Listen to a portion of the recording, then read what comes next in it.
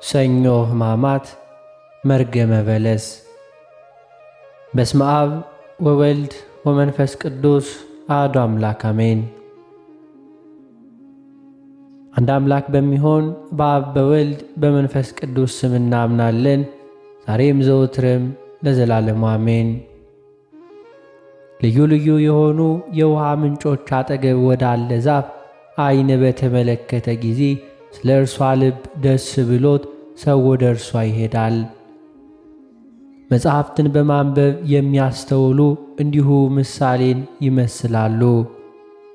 እነርሱ በልቦናቸውና በሐሳባቸው ይህንን ያስተውላሉና እንደኛም በሥጋ ያሉትን ይሰማሉ። የከበሩ መጽሐፍትን ለማንበብ ልባቸው እንዲሁ ይሰቀላልና፣ ወንድሞቼ ሆይ እንዲሁ ልትሆኑ ይገባል። አሁንም ከጌታችን ከኢየሱስ ክርስቶስ ዘንድ በቢታንያ በዕፀ በለስ ላይ የተደረገውን ድንቅ ተአምር ስሙ። ቅዱስ ዮሐንስም በሥጋ በዚያ ባልኖርም ያንን ሥራ በልቤና በመንፈስ ያውቃለሁ፣ የጌታችን ኢየሱስ ክርስቶስ ፈቃድ በዚያች በበለስ እንጨት ላይ ያደረገውን እኔ አነባለሁ አለ። ያች በለስ ጌታ ኢየሱስ ክርስቶስ ወደ እርሷ ከመምጣቱ በፊት ለምልማ ቅጠል አውጥታ ነበር። ጌታችን በውስጥሽ ፍሬ አይሁንብሽ ባላት ጊዜ ወዲያው ደረቀች፣ ከሥሯም ተነቀለች። ቅዱስ ወንጌልም እንዲህ አለ። በዚያች ቀን በነጋ ጊዜ ወደ ከተማ ሲወጣ ጌታ ኢየሱስ ተራበ። በመንገድም የበለስን ዛፍ አይቶ ወደ እርሷ ሄደ። ነገር ግን በውስጧ ያገኘው ፍሬ የለም ከብቻዋ ከቅጠል በቀር። እንግዲህ ወዲህ ለዘላለም ፍሬ አይገኝብሽ አላት። ያችን በለስ ወዲያውኑ ደረቀች።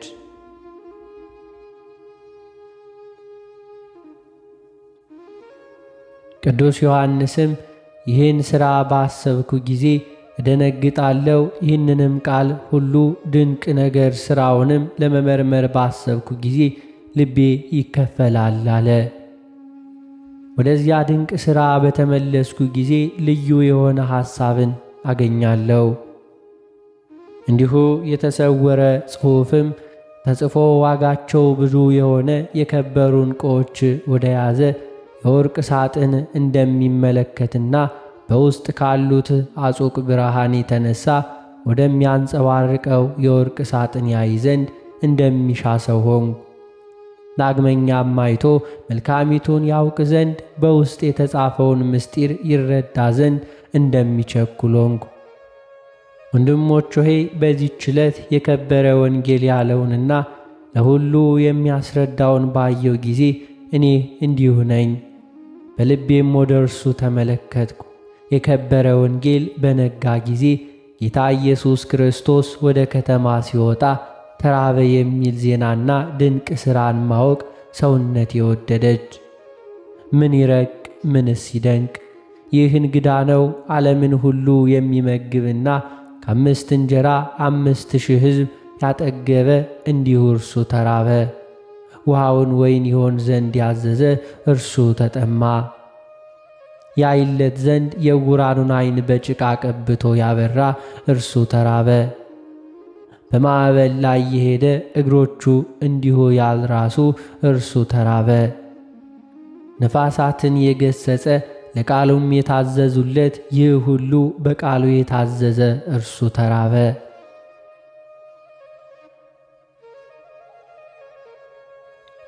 ኢሳይያስ እግዚአብሔር ለዘላለም አይራብም አይጠማም አይደክምም እንዴት አለ? ክርስቶስ አምላክ እንደሆነ የከበሩ መጻሕፍቶች ይመሰክራሉ። ወንጌላዊ ዮሐንስ በመጀመሪያም ቃል ነበረ፣ ቃል በእግዚአብሔር ዘንድ ነበረ፣ ያም ቃል እግዚአብሔር ነው ብሎ እንደተናገረ በመለኮቱ 5,000 ሕዝብ ያጠገበ አምላክ በሰው አርአያ እንዴት ተራበ?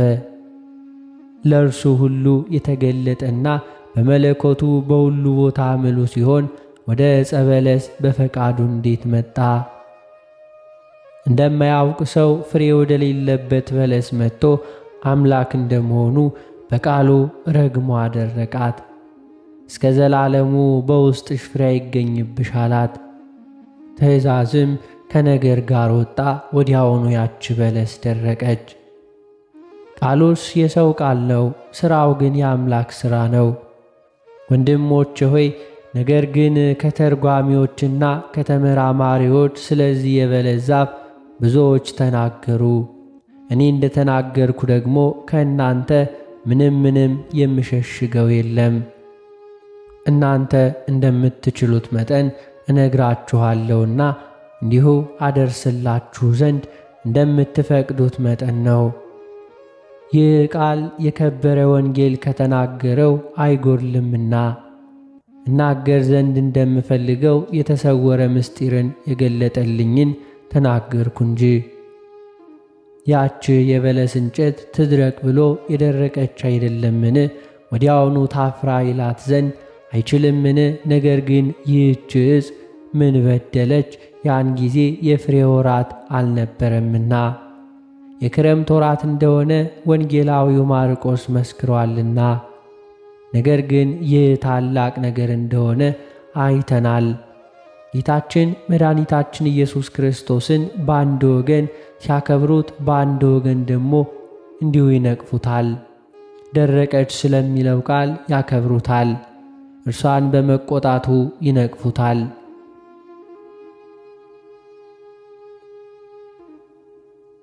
ነገር ግን ወንድሞች ሆይ ይህ እጅግ ታላቅ ምስጢር ነው።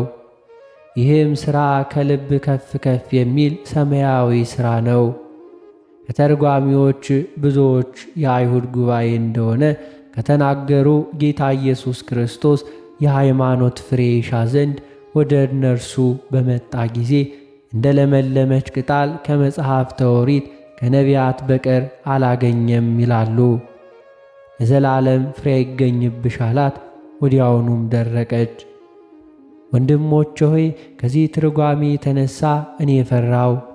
ከእርሷ ጥቂት ብመረምር የሚከለክለኝ የለም።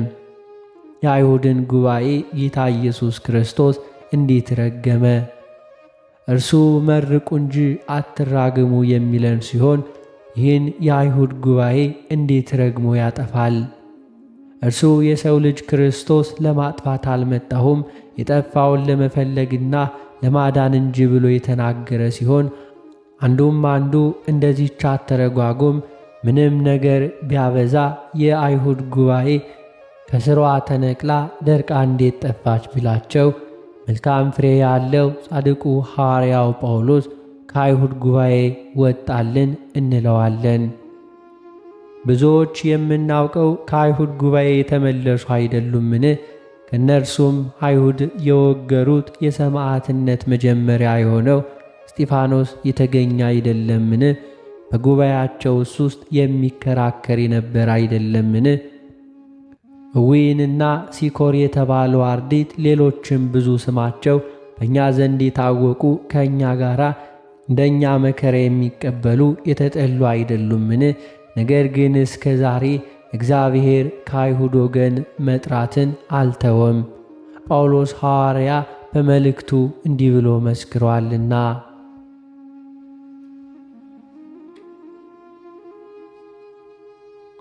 እግዚአብሔር ወገኖቹን ጣላቸውን? አልጣላቸውም እኮን። እኔ ከብንያሚን ወገን የምሆን የአብርሃም ዘር እስራኤላዊ አይደለሁምን? እንኪያስ አስቀድሞ የወደዳቸውን ሕዝቡን እግዚአብሔር እንዲሁ አልጣለም። ነገር ግን ሁሉ በተፈጸመ ጊዜ አሕዛብ አመኑ ብሎ ተስፋውን ሰጣቸው። እንዲሁም እስራኤል ሁሉ ይድናሉ። በእግዚአብሔር ዘንድ ስለ እኛ አይሁድ የተጣሉ አይደሉምን? በእነሱ በደል እኛን ይቅር እስኪለን ድረስ ራሱ ጳውሎስ እንዲህ ሲል መስክሯልና አባቶቻቸው ስለ መመረጣቸው ወንድሞቻችን ናቸው። የእግዚአብሔር ጸጋ እነርሱን መጥራት አልተወምና። ወንድሞች ሆይ አሁንም ስለ አዳም የምነግራችሁን ቃል እንዲሁ ልፈጽምላችሁ ወዳለሁ። አዳም በገነት ዕርቃኑን ሆኖ ሳለ በየትኛው ቅጠል ነበረ መሸፈኛ ሰርቶ ዕርቃኑን የሸፈነ? ይህች ቅጠል እንዴት እንደደረቀች አየህን? አዳም የለበሳት ዕርቃኑን የሸፈነባት አይደለችምን? ጌታ ኢየሱስ ክርስቶስ ወደ ለመለመችው የበለስ ዛፍ መጥቶ አዳም ዕርቃኑን የሸፈነባትን ቅጠሉን በቃሉ አደረቃት። አዳም ድሃ ሆኖ ስላገኘው ንጹሕ የሆነ የብርሃንን ልብስ ሰጠው። ይኸውም ብርሃን ከውሃና ከመንፈስ የተሠራ ነው። የበለስ ቅጠል አድርቆ የነፍስን ድህነት ሰጠው። ተድላ ደስታ ባለባት ገነት ፍጹም የሆነ የተድላ ደስታ ልብስ ተጎናጽፎ እንደ መላእክት ሕያው ሆኖ ሲኖር ከይሲ ያሳተችው አዳም እንዴት እንደ ዳን አስባለሁ።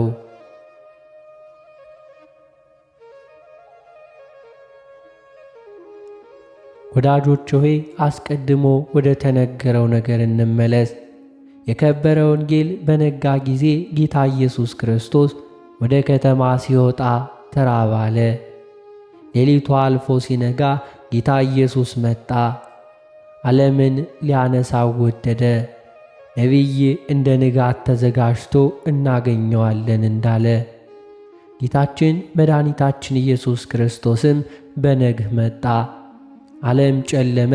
ሞትን ከለበሰ በኋላ በነጋ ጊዜ በፈቃዱ የእግዚአብሔር የጌትነቱ ብርሃን አጸናቸው፣ በዚያው ጸኑ። ጨለማ ባደረበት በሰው ልቡና እውነተኛ ብርሃን በራ። ሰይጣን ወደ ፈተናቸውና ወደ ለያቸው የሰዎች ነፍሳት ነግቶ የመለኮት ሙቀት በመጣ ጊዜ ነቢዩ ዳዊት ቅዝቃዜውን ማን ይቃወመዋል እንዳለ ከሰይጣን የሚገኝ የኀጢአት ቅዝቃዜ የሰዎችን ነፍሳት ለይቷልና። ስለዚህም ነቢይ ውስጣዊ ልቦናዬና ኩላሊቴን ፈትን አለ። እነዚያ በክዳታቸው ጠፍተዋል። ስለዚህ ነቢይ ሁሉ ተሰብስበው አቤቱ ምርኮአችንን መልስ እያሉ ጸለዩ።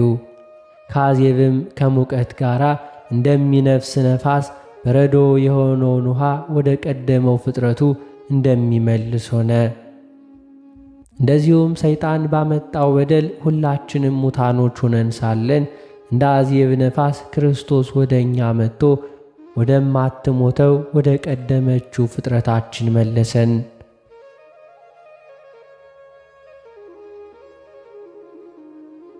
አስቀድመን ያስታወስነው ይህ ሙቀት ስለ አዜብ ሲሆን የክርስቶስ ሙሽራ ቤተ ክርስቲያን ናት። ሶሎሞን ምስጋና በተባለች መጽሐፍ የሰሜናዊ ነፋስ ተነሳ፣ ደቡባዊ ነፋስም ና ለተክሌ ቦታ ነፋስ ሽታዬ እንዲሁ ይፍሰስ ትላለች። ሲነጋ ጌታ ኢየሱስ መጣ። የከበረ ወንጌል እርሱ እንደመጣ ሲናገር ምንኛ መልካም ነው! ከገነት የተሰደደ የአዳም ነገሩ ይህ ነው። ጌታ ኢየሱስ ክርስቶስ አዳም ወደ ወደቀበት ቦታ ወደዚያ ሀገር መጣ።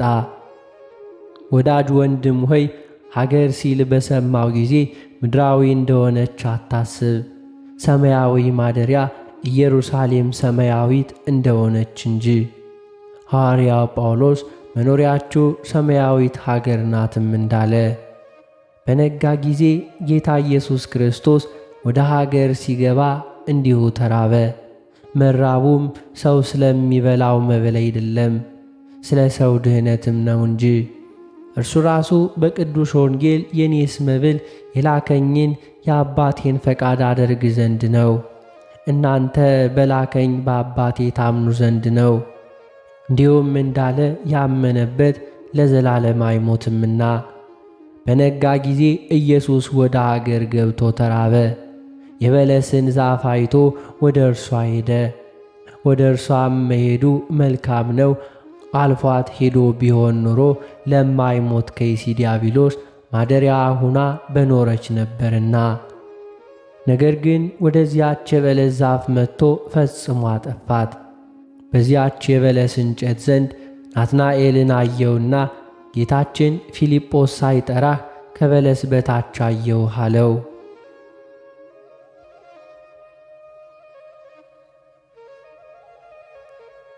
ይህችንም ዕፀ በለስ ነቢዩ ዕንባቆም ወደ ሌሎች አሕዛብ አልወጣም በለስም አታፈራምና ብሎ አስታውሷታል። በዚህች ዕፅ ላይ ዘኬዎስ ወጥቶ ጌታችንን አየው። ስለዚህ ጌታችን ፈጥነህ ውረድ አለው። ቅዱስ ወንጌል መልካም ብሏል፣ በለስ ለማየት መልካም ናትና። ነገር ግን በላዩዋ ላይ ለወጣ ለዘኬዎስ ሁሉን ታሳየዋለች።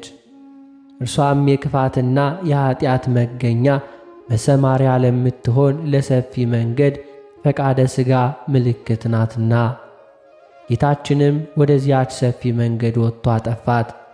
የበለስ ቅጠል ሰፊ ደስ የምታሰኝ ናት። እንዲሁ የኀጢአት መንገድ ወደ ጥፋት የምትወስድ ሰፊ በር ናትና። የበለስ ፍሬ በመብላትና እንዲሁ በማላመጥ ጊዜ ጣፋጭ ነውና፣ እንዲሁ ኀጢአት ሲሰሯት ደስ ታሰኛለች፣ ከሰሯት በኋላ ግን መከራ ታመጣለች። በሚሰሯት ጊዜ ጣፋጭ፣ ከሰሯት በኋላ መራራ ናትና እርሷን ከመስራት ሽሽ። የሶሎሞንን የጥበብ መጽሐፍ ካመንዝራ ሴት አፍ ማር ይፈሳል፣ ከዚያ ወዲያ ግን 2 አፍ ካለው ምላጭ ይሰላል አለ። ያንንም ማር በቀመስክ ጊዜ ለአፍህና ለጉሮሮ ጣፋጭ ሆኖ ሳለ ከዚህ በኋላ እጅግ የሚጎዳ መራራ ሆኖ ታገኘዋለ። አመንዝራ ሴትም አንደበተ ለስላሳ ናት። ከማር ከስኳር የሚጣፍጥ ነገርን ስትናገር ወዲያውኑ መራራ ሐሞት ከእርሷ ያገኘሃልና።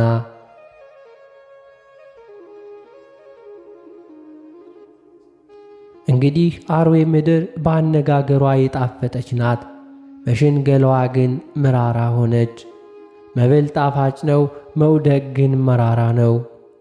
በሚጣፍጥ ቃል ተናግራ በሚያጠፋ መርዝ ከምትገድልህ ከዚህች አመንዝራ ሴት ሽሽ፣ ከበሽታ ሽሽ፣ ይኸውም ኀጢአት ነው።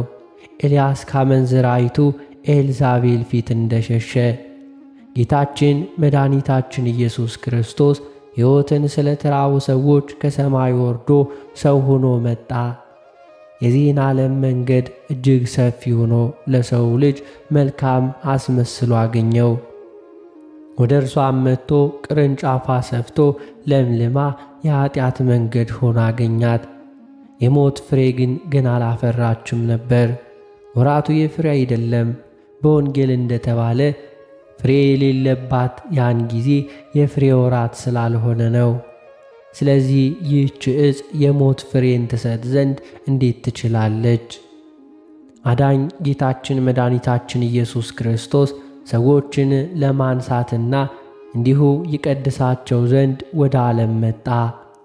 ስለዚህም ፍሬ የሌላት ሆነች።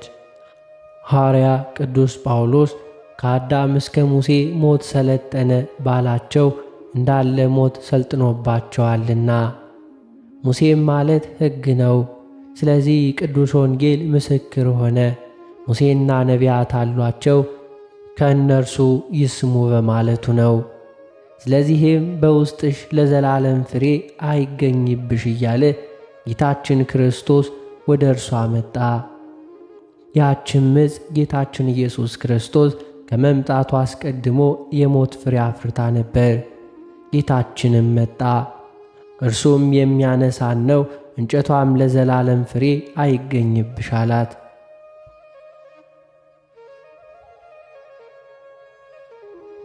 ያቺ እንጨት ወዲያውኑ ደረቀች። መጽሐፍ ሞት ድል ተነሣ፣ ሞት ሥልጣንህ የታለ? መቃብርስ መውጊያ ወዴት ነው ያለው ተፈጸመ። ወንጌላዊው እንጨቲቱ የለመለመችበት ጊዜ ክረምት ነው አለ። ኤልያስም ክረምት እንደሆነ የነገራቸው ሰይጣን ያመጣው ኀጢአት በውስጧ ስለበቀለ ነው አለ። ጌታችን መድኃኒታችን ኢየሱስ ክርስቶስ ከመምጣቱ በፊት ለጣዖታት በማስገዛት መናፍስት ርኩሳን ሰዎች አድክመዋቸው ነበርና ሰውን በመግደል በመብል በመጠጥ በመቀማጠል የረከሰ ኀጢአት በመሥራት ከዚህ በኋላ ጌታችን መድኃኒታችን ሰላማችን ኢየሱስ ክርስቶስ መጥቶ የበጎ ሥራ ጠላቶች የሆኑና በመብል በመጠጡ በመቀማጠሉ በማስወደድ ወደ ጥፋት ባሕር የሚያሰጥሙ እርኩሳት መናፍስትን እርሱ አጠፋቸው።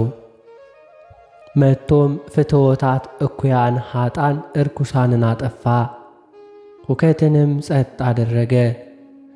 ዕፀ በለስንም አድርቆ ብሩህ በሆነ ሕይወት በሃይማኖት የበቀለውን ዕፅ መስቀልን ተከለልን። ይህ የከበረ የተዘረጋ መስቀል ስሩ በምድር ጫፍ በሰማይ ያለ ቅጠሉ የማይረግፍ አበባው ለጥፋት ፍሬው ለሞት ያልሆነ ነው።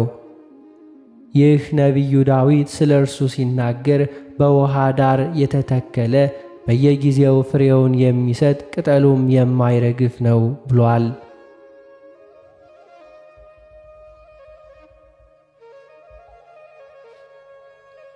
ይህንንም እንጨት ጥበብ ስለ እርሱ ስትናገር ለሚያምንበት ሁሉ የሕይወት ዕፅ ነው አለች።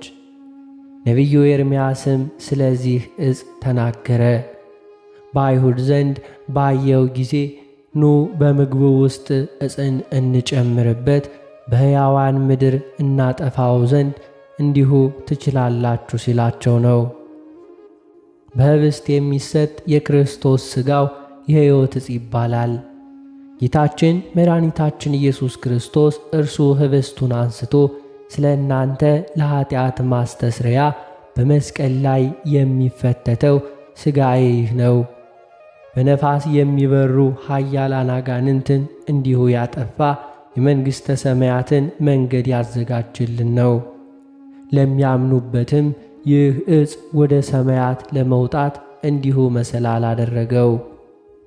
ወንድሞቼ ሆይ ይህ ዕጹብ ድንቅ የሆነ ሥራ በሰማችሁ ጊዜ እውነተኛ የወይን ተክል ክርስቶስ በላዩ የተዘረጋበት ይህ ዕፀ መስቀል እንደመሆኑ እወቁ እንጂ።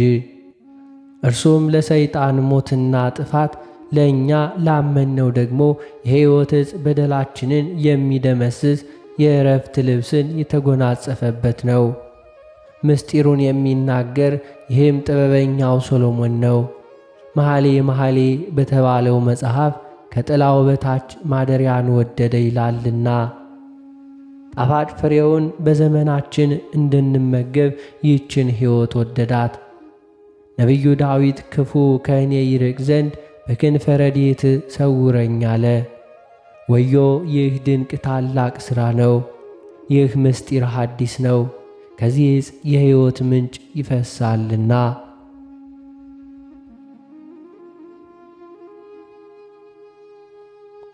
ይህም በመስቀል ጌታ ጎኑን ተወግቶ ውሃና ደም ከእርሱ በወጣ ጊዜ የሚጠጣ ሆነ።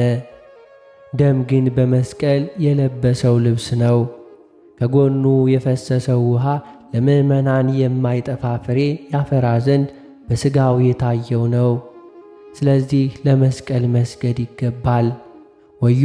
ይህ የተመሰገነ የከበረ ዕፅ ነገሥታት፣ መኳንንት፣ መሳፍንት ሁሉ የሚያከብሩት ነው። ወዮ! ይህ ዕፅ የሰውን ፍጥረት ሁሉ የሚያጸና የተመሰገነ ክቡር መስቀል ነው። በእርሱም በመማተብ አጋንንት የሚሸሹበት፣ የተረገመ ዲያብሎስ የሚደነግጥበት ነው። መላእክትም ያከብሩታል፣ ሰማዕታትም ያመሰግኑታል፣ ሐዋርያትም ክብሩን ይናገራሉ። ቤተ ክርስቲያንም ሽልማቷ ጌጧ ታደርገዋለች። እርሱም የክብር ባለቤት ክርስቶስ የተሰቀለበት ነው።